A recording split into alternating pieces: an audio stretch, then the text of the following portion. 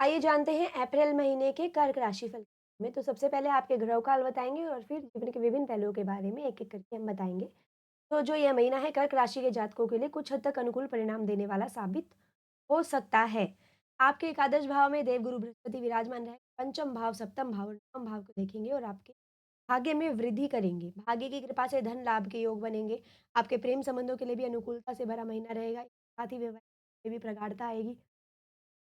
बृहस्पति महाराज वैवाहिक संबंधों में चल रहे तनाव को कम करेंगे, व्यापार में उन्नति के योग बनेंगे, यात्राओं से आपको इस दौरान लाभ होने और विद्यार्थियों के विदेश जाकर पढ़ने का सपना भी पूरा होने के योग। यह प्रतियोगी परीक्षा में लगे विद्यार्थियों के लिए भी सुनहरा समय साबित हो सकता है। आर्थिक मामलों में यह जो है समय अच्छा रहेगा, लेकिन आपके पिताजी के स्वास्थ्य पे और उनके संबंधों पर भी असर पड़ सकता है और उन्हें भी स्वास्थ्य संबंधित समस्या स्वास्थ्य की दृष्टि उतार-चढ़ाव की स्थिति रह सकती है। इस महीने आप विदेश जाने में बड़ी प्रॉपर्टी खरीदने में भी आपको कार्यक्षेत्र में अपने वरिष्ठ अधिकारियों का सानिध्य मिलेगा जिससे आपको लाभ होगा। अब चलिए आपके कार्यक्षेत्र की तरफ। करियर के दृष्टिकोण से हमें मध्यम रूप से, लेकिन कुछ अच्छी बातें भी इसमें। आप कोई नौकरी करते हैं तो बात में द्वादश भाव विराजमान रहेंगे जो आपको विदेश गमन करा सकते हैं। इसके बाद 3 तारीख को वह आपके ही आपको सफल देंगे। बृहस्पति महाराज जो आपके छठे भाव के स्वामी हैं, पूरे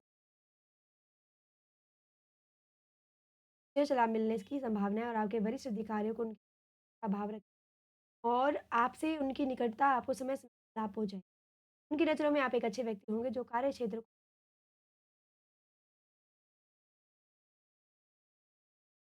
नवम भाव में 5 ग्रहों का योग नौकरी में आपको तबादला भी करवा सकता है। इस दौरान आपको एक से ज़्यादा जगहों पे यदि आप चाहें तो दूसरी जगह एक अच्छे कार्य कर रहे हैं।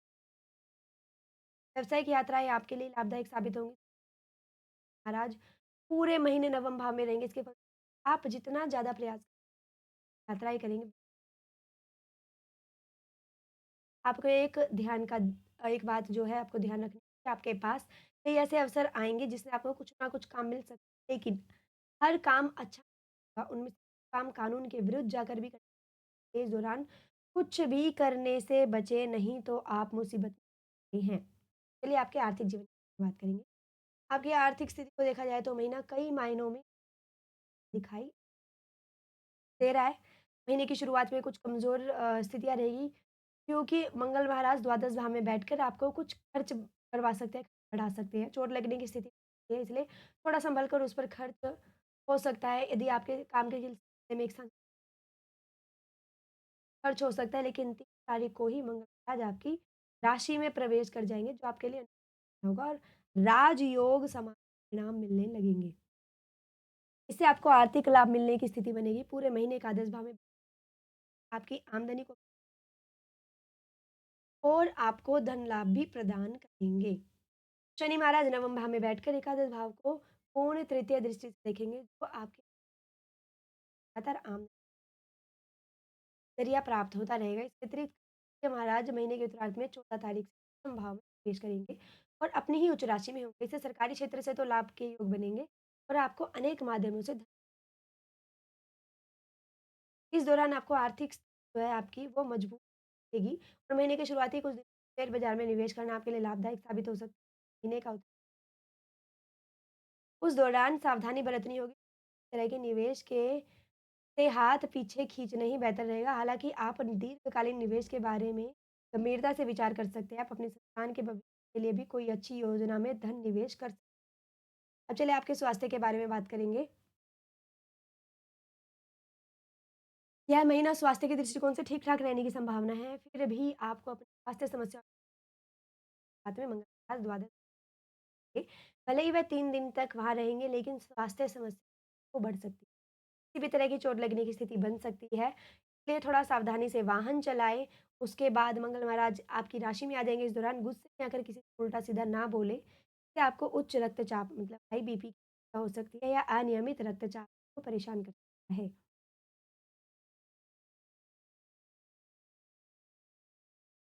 आपको पैर में दर्द, पिंडलियों में दर्द, कमर में दर्द और कान से संबंधित कुछ समस्याएँ परेशान बीच में कर सकती है। किसी तरह का कोई संक्रमण दौरान आपको आपकी चपेट में ले सकता है और इसका ध्यान रखें और गुस्सा को कम करें। ज़्यादा गरम मिर्च मसाले से युक्त भोजन से दूरी बनाकर रखें। अत्यधिक वसायुक्त भोजन से भी परहेज़ करें। सामान्य सुपाच्य और हल्का भोजन करें जिससे आपका स्वास्थ्य उत्तम आपको वज़न बढ़ाने से बचने के लिए भी नियमित रूप से योगा अभ्यास या फिर व्यायाम करना चाहिए। चलिए आपके प्रेम वैवाहिक जीवन के यदि आपके प्रेम जीवन की बात की जाए तो उसके उतार-चढ़ाव से या फिर भी आपको अनुकूल मिल सकते हैं। इसकी वजह क्या है कि पंचम भाव के स्वामी मंगल महाराज महीने की शुरुआत में द्वादश भाव में दोनों के बीच दूरी और कहा-सुनी की देंगे और परेशान करें और उन्हें किसी काम से शहर से बाहर जाना पड़े, तो जिससे आप कुछ समय के लिए उनसे ना मिल पाएँ, लेकिन कार्य को मंगल आपके प्रति देंगे और एक तरफ आप राशि में अच्छी नहीं है, लेकिन आपको राशि के लिए वह योग कारक ग्रह है। पंचमेश का प्रथम भाव में जाना योग कारक बनाता है। इससे प्रियतम का पूरा सहयोग आपको मिलेगा, धीरे-धीरे मधुर होंगे। हालाँकि आपको अपने स्वास्थ्य में बढ़ते हुए क्रोध और चिड़चिड़ेपन से होगा क्योंकि यह आपके रिश्ते में परेशानी उत्पन्न कर सकता है और बिना किसी ठोस कारण के आपस में लड़ाई-झगड़ा करा सकता है। दूसरी ओर देवगुरु बृहस्पति पूरे महीने एकादश भाव में बैठकर आपके पंचम भाव पर अमृत समान दृष्टि डालेंगे, जिससे आपका रिश्ता धीरे-धीरे संभलता चला जाएगा और होंगी। आप अपने प्रेम जीवन का आनंद ले पाएँगे और आप हमको विवाह का प्रस्ताव दे सकते हैं आपके और जो लोग अभी तक अविवाहित हैं उनके पे विवाह की बात आ सकती है, पक्की हो सकती है और कुछ लोगों का विवाह भी उस दौरान वैवाहिक संबंधों की बात करें जो बंधे हुए हैं का जो महीना है वो उतार-चढ़ाव से भरा बाद में द्वादश भाव में कल की अष्टम दृष्टि सप्तम भाव पर होने से जीवन साथी से लड़ाई झगड़े की स्थिति बन सकती है। भाग्य स्वामी आज पूरे में जीवन साथी के साथ लंबी दूरी यात्रा पर शनि के साथ सूर्य, शुक्र, बुध और राहु भी विराजमान है।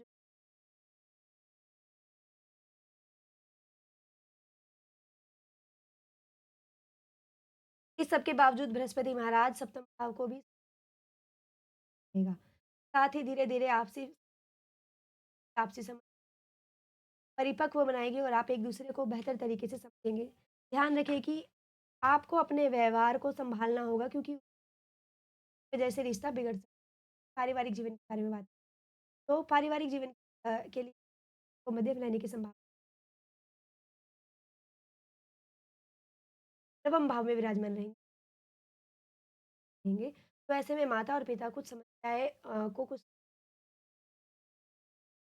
और सूर्य का पंचग्रह योग पिताजी को स्वास्थ्य समस्या ध्यान रखने के साथ पारिवारिक आवश्यकताओं पर भी थोड़ा ध्यान देना होगा।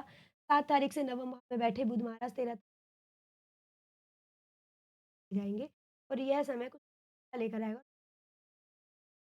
14 आज नवम भाव से निकलकर दशम भाव राशि में तरक्की देगा और उनके काम में सब पारिवारिक जीवन खुशहाली आएगी और पिता